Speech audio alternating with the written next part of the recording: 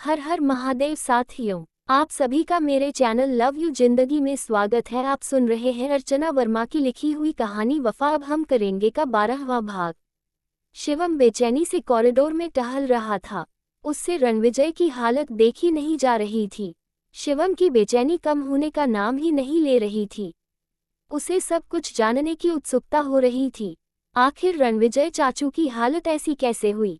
उसके रणविजय चाचू तो हर पल जिंदगी को जीने वाले इंसान थे। आखिर ऐसा कैसे हो सकता है कि कोई आदमी अपने आप को पूरी तरह से बदल दे और काम का इतना अधिक स्ट्रेस ले ले कि उसके सर में इतना तेज दर्द उभर आए। उसे अच्छी तरह से याद है कि रणविजय चाचू शिवम के पापा को भी समझाते थे कि इतना पैसा कमाकर आखिर कीजिएगा क्या? ना ही कब्र में अलमारी है और ना ही कफन में जेब। सब कुछ तो यही छोड़कर जाना है, तो क्यों नहीं जिंदगी के मजे खुलकर लिए जाए? कम से कम ये तो अफसोस नहीं होगा कि हमने जिंदगी नहीं जिया। हंसते खेलते 2 पल जीना ही जिंदगी है। कागज के टुकड़ों में आखिर रखा ही क्या है? तो फिर आखिर खुद रणविजय चाचू क्यों पैसे कमाने की मशीन बन गए? ईशानी आंटी और शिवी कहाँ है? जहाँ तक उसे याद था, रणविजय चाचू और ईशानी आंटी एक दूसरे को बहुत प्यार करते थे और शिवी में तो इन दोनों की जान बसती थी। आखिर ऐसा क्या हुआ कि हंसता खेलता परिवार पल भर में बिखर गया? क्यों ईशानी आंटी चाचू को छोड़कर चली गई और अभी वह फिलहाल कहाँ है? शिवी किसके पास है? क्यों चाचू ने ऐसा कहा कि वो शिवी और ईशानी आंटी को खोजते खोजते थक चुके हैं? आखिर दोनों कहाँ जा सकती हैं, जो उनका पता मिलना भी मुश्किल हो रहा है? सवाल बहुत सारे थे, लेकिन जवाब कहीं नहीं मिल पा रहा था। सोचते सोचते जब शिवम का सर दुखने लगा तो वह बाहर पड़ी हुई बेंच पर बैठ गया। लेकिन फिर भी उससे रहा नहीं जा रहा था। वह धीरे से चलता हुआ आईसीयू के बाहर आया और शीशे से अंदर देखने लगा। अंदर रणविजय का पूरा शरीर मशीन से जकड़ा हुआ था। शिवम ने रणविजय के दर्द को महसूस करते हुए अपनी आंखें बंद कर ली। तभी उसे अपने कंधे पर आदित्य के हाथों का दबाव महसूस हुआ। शिवम तेजी से आदित्य की तरफ मुड़ा और सवालों की झड़ी लगा दी। क्या हुआ चाचू? डॉक्टर ने क्या कहा? रणविजय चाचू जल्दी से ठीक हो जाएंगे ना? शिवम ने बेसब्री में पूछा। आदित्य ने एक गहरी सांस ली और कहा, डॉक्टर का कहना है कि उसके दिमाग की नसों में ऑक्सीजन बहुत कम मात्रा में पहुंच रहा है, कारण कि नसों में कुछ ब्लॉकेज दिख रहे हैं। उसका जो पिछला एक्सीडेंट हुआ था, वह पहले उसको स्टडी करेंगे, उसके बाद ही आगे का इलाज करेंगे, आदित्य ने बताया। पिछला एक्सीडेंट? क्या चाचू का इससे पहले भी कोई एक्सीडेंट हो चुका है? शिवम ने हैरानी से पूछा। हाँ, इससे पहले भी उसका एक मेजर एक्सीडेंट हो चुका है। लगातार 2 या 3 ऑपरेशन उस समय भी रणविजय के हुए थे। डॉक्टर ने उस टाइम रणविजय की सिचुएशन को देखते हुए लगभग हाथ खड़े कर दिए थे।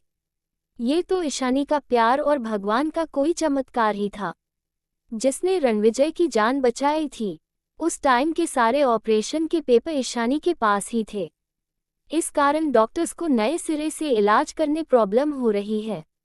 तुम घबराओ मत, मैंने उस हॉस्पिटल से बात की है जहां पहले रणविजय का ऑपरेशन हुआ था। उन लोगों ने जल्द ही सारी रिपोर्ट इस हॉस्पिटल में ट्रांसफ़र करने की बात कही है। कल तक हो सकता है कि रणधीर अंकल और साधना आंटी भी यहाँ चले आए, आदित्य ने शिवम को समझाते हुए कहा। एक बात पूछूं चाचू? शिवम ने धीरे से कहा। हाँ बोलो, आदित्य शिवम के पास ही बेंच पर बैठ गया था। ईशानी आंटी और शिवी कहाँ है? शिवम ने पूछा। ये तो मुझे खुद नहीं पता बेटा। रणधीर अंकल की प्रॉब्लम मैं समझ सकता हूँ। अगर ईशानी और शिवी नहीं मिली या फिर उनके जीवित होने के प्रमाण भी नहीं मिले तो सारी प्रॉपर्टी ट्रस्ट तो चली जाएगी। उसमें भी आंटी रणविजय की दूसरी शादी को लेकर उत्साहित है। अंकल ने आंटी से कुछ भी बताने से मना किया है। पता नहीं क्या समझाकर अंकल आंटी को लेकर यहाँ आएंगे, आदित्य थके थके शब्दों में बोला। पर ऐसा कैसे हो सकता है? ये सारी दौलत तो रणविजय अंकल ने अपनी मेहनत और बलबूते पर कमाई है। शिवम हैरान था, पर इन सब के पीछे तो रॉयल राजपुताना की प्रॉपर्टी ही बेस में है ना? यह सब कुछ रणविजय के दादाजी का किया धरा है। रणविजय को ईशानी से शादी करनी ही नहीं चाहिए थी।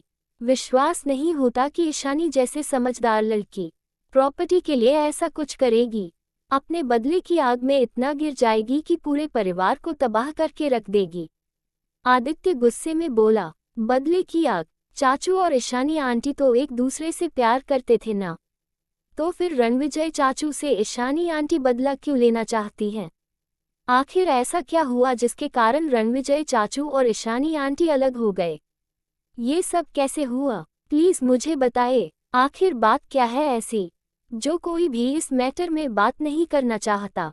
जहाँ तक मुझे पता है, याद है, रणविजय चाचू और ईशानी आंटी का रिश्ता बहुत मजबूत था। फिर ऐसा क्या हो गया जो एक ही पल में ये रिश्ता टूट गया और ईशानी आंटी ने अपने बदले की आग में सब कुछ तहस नहस कर दिया? शिवम ने बड़ी आशा के साथ आदित्य से पूछा। सारी बातें तो मुझे भी पता नहीं है शिवम, पर मैं इतना जानता हूँ, जब ये प्रेम कहानी शुरू हुई थी, मैं रणविजय और ईशानी एक ही कॉलेज में पढ़ते थे। ये प्रेम कहानी शुरू से ही मुश्किलों से भरी थी। इस प्रेम की डगर तो बिल्कुल आसान नहीं थी। जिस दिन रणविजय ने अपने प्यार को हम लोगों के सामने स्वीकार किया था, उस दिन तो हम लोगों के सर पर हैरतों का पहाड़ टूट पड़ा था। एक उत्तरी ध्रुव था तो दूसरा दक्षिणी ध्रुव। इन दोनों ध्रुव का मिलन भी होगा, ऐसा तो सोचना भी नामुमकिन तो नहीं, पर मुश्किल जरूर था। नामुमकिन इसलिए नहीं था क्योंकि हम सब रणविजय की तबीयत से परिचित थे। वह जो चीज़ एक बार ठान लेता था, वह किसी भी हाल में कर लेता था। लेकिन मुश्किल इसलिए था कि रणविजय जैसा लड़का ईशानी के प्यार में पड़ जाएगा। हमने तो सपने में भी नहीं सोचा था। रणविजय जहां रानावत का इकलौता बेटा था, तो एक अमीरी और पैसे का घमंड उसके हर एक लाइफस्टाइल से लेकर बात व्यवहार हर चीज में झलकती थी। बिल्कुल हंसमुख, जिंदगी के हर पल को जीने वाला, लेट नाइट पार्टीज, मस्ती, long driving, fast driving, college की फुटबॉल और बास्केटबॉल दोनों टीम का टॉप मोस्ट प्लेयर था। लेकिन पढ़ाई लिखाई और इसका दूर दूर तक कोई रिश्ता नहीं था। इसका ही क्यों, हम 4 लड़कों का ग्रुप था। मैं, रणविजय, अभिनव और अदम्य। अभिनव और अदम्य को तुम जानते ही हो, यह आहूजा ग्रुप के लड़के हैं। हम चारों की फैमिली बिजनेस की दुनिया में अपना अच्छा खासा नाम और रुतबा रखती है। कॉलेज के ट्रस्टी हमारा रॉयल्स राजपूताना ग्रुप था, इसलिए हमें एग्जाम की तो बिल्कुल चिंता नहीं होती थी। किसकी हिम्मत थी कि हमें फेल करता?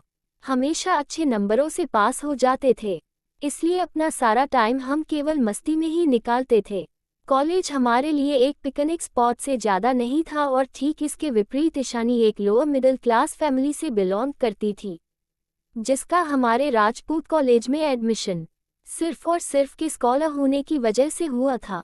ईशानी हमारे क्लास की सबसे खूबसूरत और सबसे तेज लड़की थी, सारे टीचर्स की प्यारी, कॉलेज के हर एक लड़के की धड़कन, बिल्कुल मासूम, पारियों सी। आदित्य धीरे धीरे ईशानी के बारे में बता रहा था। आखिर कौन थी सनी, जानने के लिए बने रहे अगले एपिसोड तक। तब तक के लिए चैनल को लाइक और सब्सक्राइब करना ना भूले। कहानी पसंद आती है तो इसे अपने दोस्तों के साथ भी फेसबुक और व्हाट्सएप पर शेयर कीजिए। आप सबके सहयोग की अपेक्षा रहेगी। बहुत बहुत धन्यवाद। मिलते हैं अगले एपिसोड के साथ।